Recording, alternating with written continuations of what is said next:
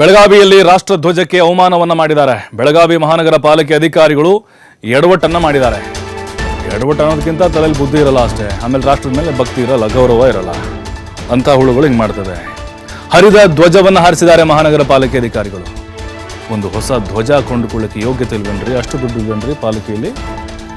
ಕೋಟೆಕೆರೆ ಆವರಣದಲ್ಲಿ ದೇಶದ ಅತಿ ದೊಡ್ಡ ರಾಷ್ಟ್ರ ಧ್ವಜ ಇದೆ. ದಾಖಲೆ ಇದು. ಅತಿ ದೊಡ್ಡ ರಾಷ್ಟ್ರಧ್ವಜ ಇರುವುದಿಲ್ಲ. 1.5 ಕೋಟಿ ಮೊತ್ತದಲ್ಲಿ ಸರ್ಕಾರ ಅದನ್ನು ನಿರ್ಮಾಣ ಮಾಡಿರುವುದು, ರಾಜ್ಯ ಸರ್ಕಾರ. ನೋಡಿ, ಅಲ್ಲಿ ಹರಿದ ಧ್ವಜವನ್ನು ಹಾರಿಸಿದ್ದಾರೆ. ಜನರು ಆಕ್ರೋಶವನ್ನು ವ್ಯಕ್ತಪಡಿಸ್ತಾ ಇದ್ದಾರೆ. ಈ ಹಿಂದೆಯೂ ಇದೇ ರೀತಿ ಹರಿದ ರಾಷ್ಟ್ರಧ್ವಜವನ್ನು ಅಧಿಕಾರಿಗಳು ಹಾರಿಸಿದ್ರು. ಬೆಳಗಾವಿಯ ಮಾರ್ಕೆಟ್ ಪೊಲೀಸ್ ಠಾಣೆ ವ್ಯಾಪ್ತಿಯಲ್ಲಿ ಆಗಿರುವಂಥ ಘಟನೆ ಇದು. ನೋಡಿ, ದೇಶಕ್ಕೆ ಮಾಡುವಂಥ ಅವಮಾನ ಇದು.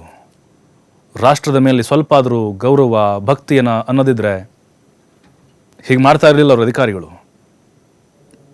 ದೇಶದ ಅತಿ ದೊಡ್ಡ ರಾಷ್ಟ್ರ ಧ್ವಜ ಸ್ತಂಭ ಇದು.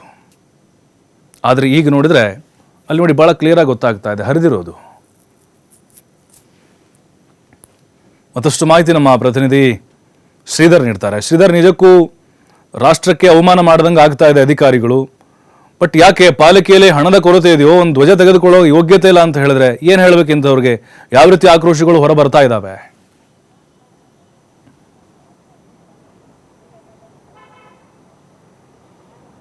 ಪ್ರಭು, ಇದು ಬೆಳಗಾವಿಯ ಮಹಾನಗರ ಪಾಲಿಕೆಯಲ್ಲಿ ಇರ್ತಕ್ಕಂಥ ಏನು ಅಧಿಕಾರಿಗಳ ಒಂದು ಎಡವಟ್ಟು ಅಂತ ಹೇಳ್ಬೋದು. ಯಾಕಂದರೆ ಕಳೆದ ಬೆಳಗಾವಿ ಮಹಾನಗರದಲ್ಲಿ ಏನಂದರೆ ಅತ್ಯಂತ ಎತ್ತರವಾದಂಥ ಒಂದು ಧ್ವಜಸ್ತಂಭದ ಜೊತೆಗೆ ಅತ್ಯಂತ ಎತ್ತರ ಮತ್ತು ಉದ್ದವಾದಂಥ ಒಂದು ರಾಷ್ಟ್ರಧ್ವಜವನ್ನು ಹಾರಾಟ ಮಾಡಲಾಗ್ತಾ ಇತ್ತು. ಅದು ಪ್ರಮುಖವಾಗಿ ರಾಷ್ಟ್ರಕ್ಕೆ ಒಂದು ಸಂದೇಶವನ್ನು ರವಾನಿಸುವಂಥ ನಿಟ್ಟಿನಲ್ಲಿ ಭಾರತೀಯರು ನಾವೆಲ್ಲ ಒಂದೇ ಅನ್ನುವಂಥ ಒಂದು ಏಕೈಕತೆಯ ಒಂದು ಸಂದೇಶ ಸಾರುವುದಕ್ಕಾಗಿ ಒಂದು ಧ್ವಜ ಸ್ತಂಭ ಇಲ್ಲಿ ನಿರ್ಮಾಣ ಮಾಡಲಾಗಿರುತ್ತೆ. ಯಾಕಂದ್ರೆ ಮಾಜಿ ಶಾಸಕ ಫಿರೋಜ್ ಸೇಠ್ ಅಂತಾರೆ, ಆಗ ಬೆಳಗಾವಿಯಲ್ಲಿ ಸಾಕಷ್ಟು ಕೋಮಗಲಭೆಗಳಾಗ್ತಿರ್ತವೆ.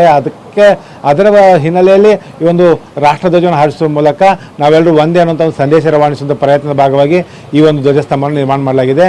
ಪ್ರಭು, ಈ ಹಿಂದೆ ಕೂಡ ವೇಗವಾದ ಗಾಳಿಗೆ ಈ ರೀತಿ ಧ್ವಜ ಹರಿದು ಕಟ್ಟಾಗಿ ಬಿದ್ದಂಥ ಘಟನೆಗಳಾಗಿದ್ದಾವೆ. ಆಗಲೂ ಕೂಡ ಅಧಿಕಾರಿಗಳ ಎಡವಟ್ಟು ಕೂಡ ಕಂಡು ಬಂದಿತ್ತು. ಅದರಿಂದ ಏನಂದರೆ ಅತಿ ವೇಗವಾಗಿ ಗಾಳಿ ಬರ್ತಾ ಇರ್ತಕ್ಕಂಥ ಹಿನ್ನೆಲೆಯಲ್ಲಿ ಈ ಧ್ವಜ ಹರಿಯುತ್ತೆ ಅನ್ನೋಂಥ ಮಾಹಿತಿ ಅಧಿಕಾರಿಗಳು ಗೊತ್ತಾಗುತ್ತೆ. ಅದಾದ ಬಳಿಕ ಈ ಧ್ವಜದ ಸೈಜನ್ನು ತಗ್ಗಿಸಲಾಗುತ್ತೆ. ಯಾಕಂದರೆ ಯಾವುದೇ ಕಾರಣಕ್ಕೂ ಧ್ವಜವನ್ನು ಹಾರಿಸಿದ ಬಳಿಕ ಯಾವುದೇ ಕಾರಣಕ್ಕೂ ಧ್ವಜವನ್ನು ಹರಿಬಾರ್ದು ಅನ್ನೋ ನಿಟ್ಟಿನಲ್ಲಿ ಅಂಥ ಧ್ವಜಗಳನ್ನು ಮಾತ್ರ ಆ ಒಂದು ಸೈಜನ್ನು ಕಡಿಮೆ ಮಾಡಿ ಧ್ವಜವನ್ನು ಹಾರಿಸುವಂಥ ಕೆಲಸ ಆರಂಭ ಆಗುತ್ತೆ. ಆದರೆ ಈ ಚಳಿಗಾಲ ಅಧಿವೇಶನ ಸಂದರ್ಭದಲ್ಲಿ ಪ್ರತಿದಿನ ಕೂಡ ಬೆಳಗಾವಿಯಲ್ಲಿ ಒಂದು ರಾಷ್ಟ್ರಧ್ವಜವನ್ನು ಹಾರಿಸಲಾಗ್ತಾ ಇತ್ತು. ಯಾಕಂದರೆ ದಿನವೂ ಸಾಕಷ್ಟು ಜನ ಬರ್ತಾಯಿದ್ರು. ಹಾಗಾಗಿ ಬೆಳಗಾವಿ ನಗರದ ಇದೊಂದು ಆಕರ್ಷಣೀಯ ಕೇಂದ್ರ ಬಿಂದು ಅಂತ ಹೇಳ್ಬೋದು. ಆದರೆ ಹರಿದ ಧ್ವಜ ಹಾರಾಡ್ತಾ ಇದ್ರು ಕೂಡ ಅದು ಸಾರ್ವಜನಿಕ ಆಕ್ರೋಶ ವ್ಯಕ್ತಪಡಿಸುವವರು ಕೂಡ ಅದನ್ನು ಕೆಳಗಿಳಿಸುವಂಥ ಕೆಲಸವನ್ನು ಅಧಿಕಾರಿಗಳು ಮಾಡೋದಿಲ್ಲ. ಜೊತೆಗೆ ಇದರ ನಿರ್ವಹಣೆಗಾಗಿ ಅಂತಂದರೆ ಪ್ರಮುಖವಾಗಿ ಒಂದು ಗುತ್ತಿಗೆದಾರರಿಗೆ ಗುತ್ತಿಗೆ ಕೊಡಲಾಗಿದೆ. ವರ್ಷಕ್ಕೆ ಕೇವಲ 15 ಬಾರಿ ಮತ್ತು ಇಂಥ ವಿಶೇಷ ಸಂದರ್ಭದಲ್ಲಿ ಹಾರಿಸೋದಕ್ಕೆ ಮಾತ್ರ ಅವಕಾಶ ಇರ್ತಕ್ಕಂಥದ್ದು. ಯಾಕಂದರೆ 365 ದಿನಗಳ ಕಾಲ ಹಾರಿಸಬೇಕು ಅನ್ನೋ ಉದ್ದೇಶಕ್ಕಾಗಿ ಒಂದು ರಾಷ್ಟ್ರಧ್ವಜ ಸ್ತಂಭ ನಿರ್ಮಿಸಿ ಈ ರಾಷ್ಟ್ರಧ್ವಜ ಹಾರಿಸಲಾಗಿತ್ತು. ಆದರೆ ಯಾವಾಗ ಗಾಳಿಯ ವೇಗ ಹೆಚ್ಚಾಗಿದ್ದರಿಂದ ಮತ್ತು ಒಂದು ಧ್ವಜದ ಮೌಲ್ಯ 1.5 ಲಕ್ಷ ಇರ್ತಕ್ಕಂಥ ಕಾರಣಕ್ಕಾಗಿ ಇದನ್ನು ನಿಗದಿತ ದಿನಗಳಲ್ಲಿ ಮಾತ್ರ ಹಾರಿಸೋದಕ್ಕೆ ಒಂದು ಅವಕಾಶ ಮಾಡಿಕೊಡಲಾಗುತ್ತೆ. ಆದರೆ ಈಗ ಆದಂಥ ಎಡವಟ್ಟಿದೆ. ಎಡವಟ್ಟಿಗೆ ಪ್ರಮುಖವಾಗಿ ಮಹಾನಗರ ಪಾಲಿಕೆ ಅಧಿಕಾರಿಗಳ ವಿರುದ್ಧ ಕ್ರಮ ತೆಗೆದುಕೊಳ್ಬೇಕು ಮತ್ತು ಗುತ್ತಿಗೆದಾರನ ವಿರುದ್ಧ ಕ್ರಮ ತೆಗೆದುಕೊಳ್ಬೇಕು. ಪದೇ